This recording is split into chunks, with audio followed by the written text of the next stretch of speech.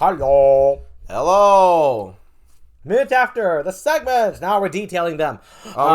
We finished at 6:30, and it is currently it just turned to 8:24 and 0 seconds.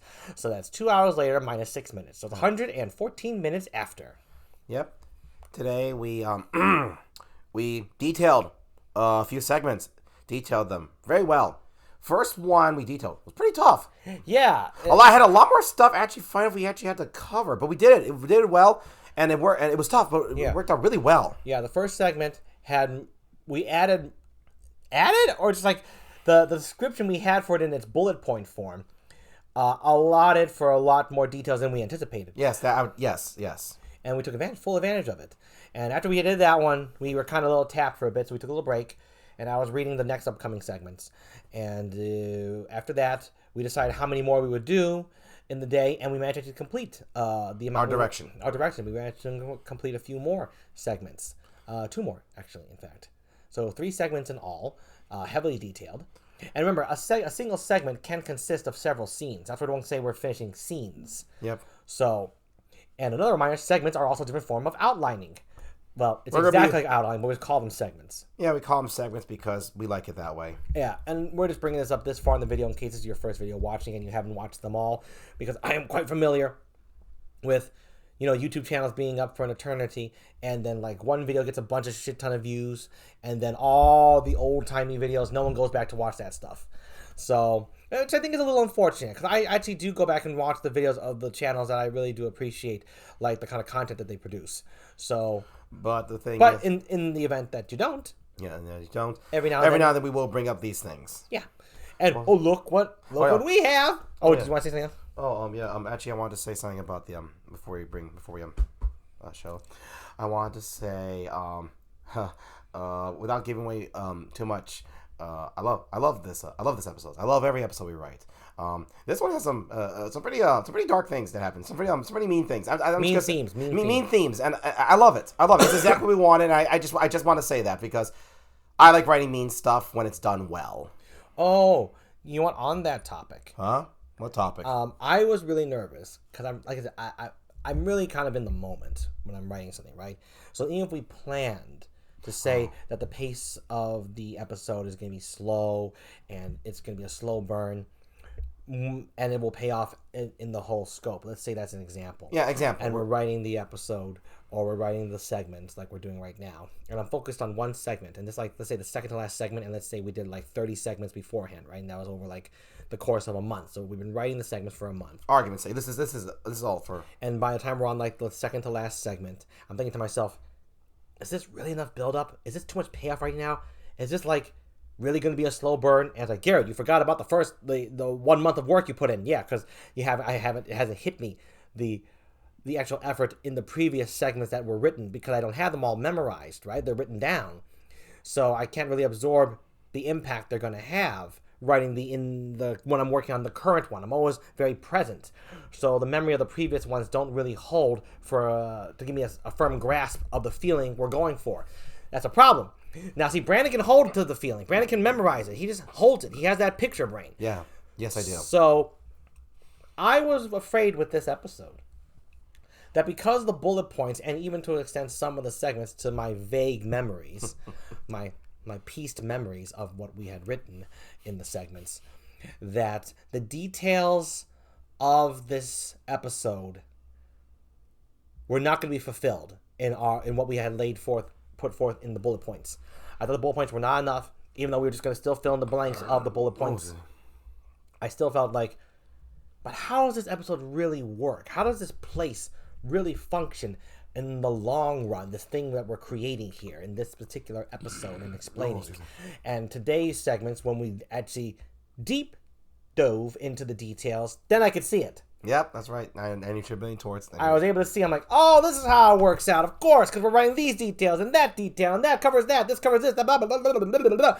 And I knew this when I made the bullet points, but I forgot it because I was making the bullet points that came way later. Yep. And that's totally Garrett. He's always in the moment. It's not a good thing, I'm saying. I'm just saying, it happened. Well, I'd say for me, I wouldn't call it a good or bad thing, because here's why I wouldn't call it a bad thing.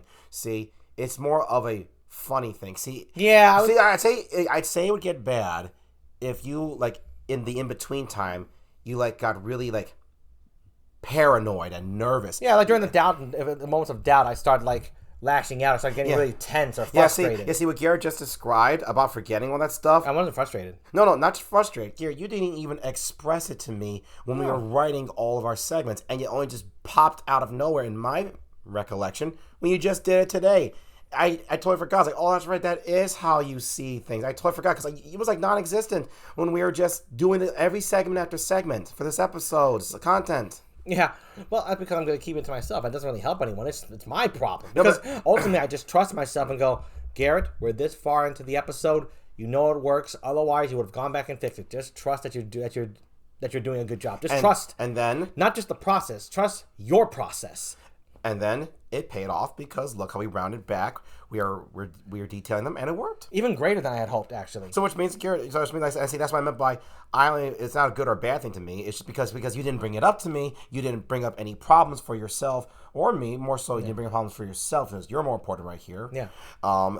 That's why for me, I don't think it's really that bad, personally. Yeah, you're right. It's only a problem. If you think it's a problem because you didn't bring it up to me, so I can't. I don't think it's a problem. You're right. It's only a problem if it caused problems. All it really did was make me doubt my work, but I never gave in to the doubt. It's just natural to have doubts. In anything long term, it's natural to feel like, is this really worth it? Am I doing a good job? And Brandon goes through it all the time. Yeah, even I have it. So that's what I mean. It's only if it's a problem for yourself that does it become a problem. It seems to me it wasn't really a problem for you during the whole experience, the whole process. It was just hilarious when I was like, yes. Oh, yeah, okay, yeah, I do know what I'm doing. Yes. That's right. I do know how to fucking write. That's right. This has turned out exactly the way I wanted and then some. That's when you know you're creating correctly. When what you've planned turns exactly like, it becomes better. When you get to it, it's better than what you have planned. Sometimes it turns out exactly as you have planned and you feel just as satisfied. So both ways work. Both ways work in terms of experiencing that. Most of the time, I think we had the one where it always turned out better. Where it always turned out better because I can think of all of our episodes and there's always several scenes, several lines, several events where we had them in mind, but when we actually wrote them down, I was like, wow, this is actually even if it's a little bit better, that's like a lot better. If it's a little better, that's like a lot better in writing world. It's a big deal. Mm-hmm. At least that's how I feel. It's a really big deal because it feels good. Yeah. For me, it feels good. I love it. It happens a lot when we write our stories, our episodes. It does.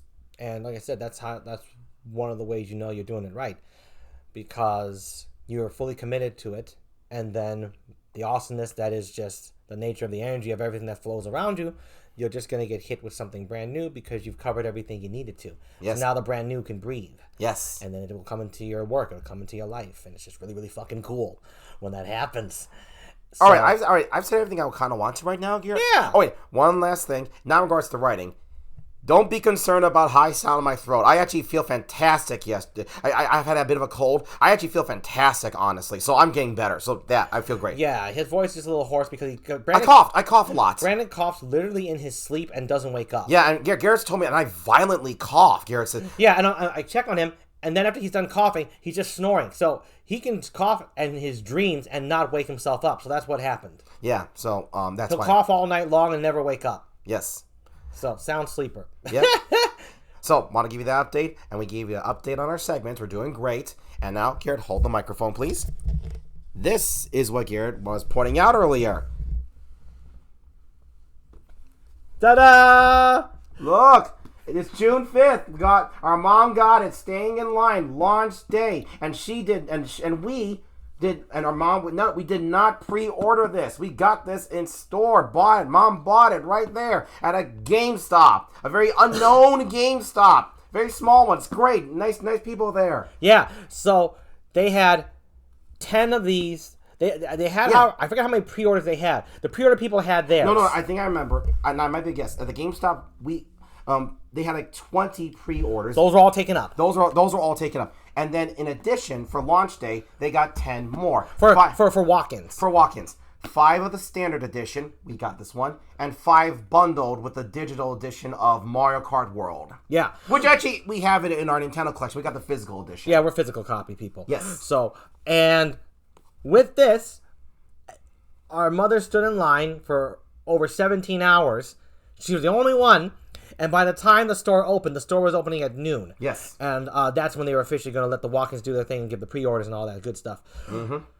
By noon, there were not 10 people for the walk-ins. But some of the people who were going in for those walk-ins were telling our mom that they had seen people line up in Target and Best Buy in the hundreds and some other GameStops in crazy numbers, but not the one that she chose. And it's not like this GameStop is like in the boonies or anything like that. Yeah, or like in a really fucked up neighborhood or anything, like in like trash neighborhood. No, it's just really, we got lucky that this fairly unknownish GameStop had nicer people. That's usually our criteria why we come back to places. Yeah, great workers. Good workers at this GameStop. Yeah, that'll always bring people back. You got good workers. Yeah, that'll bring us back. That brings us back every time. Actually, I'll be honest, I think that brings like a lot of people back, just good workers. So there you go.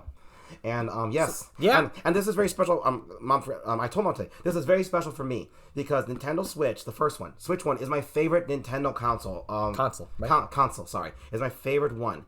But we did not get that launch day because it was so hard to get. It was like impossible. Garrett got off of eBay, but it was great, and I really wanted a launch day because I wanted to play Breath of the Wild. So I wanted this.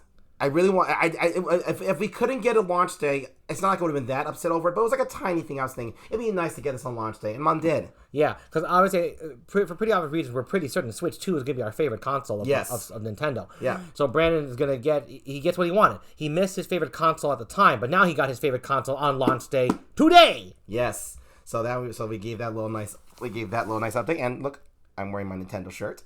Yeah, and I'm wearing a shirt. All right, so we gave you the update segment. We're not going to open this today, though. No, I have work tomorrow, and I got to wake up at 6 in the morning, and so I'm going to bed like an hour and a half, and I want at least like 5 hours to play with this thing. Yeah. So it'll stay in the box today, and it'll be open tomorrow. And because also for the moral of the story, I just wanted Switch 2 on launch day. I didn't need to play it on launch day because I have it. We have it. It's our Switch. We share this. It's family Switch. It's ours. So the final recap. Segments going great. Unexpected things happening when you really just embrace stuff because things go well when you just do that. My cold is getting better, and we got Switch 2 thanks to Mom. And that's all. Yep, that is all. See you tomorrow.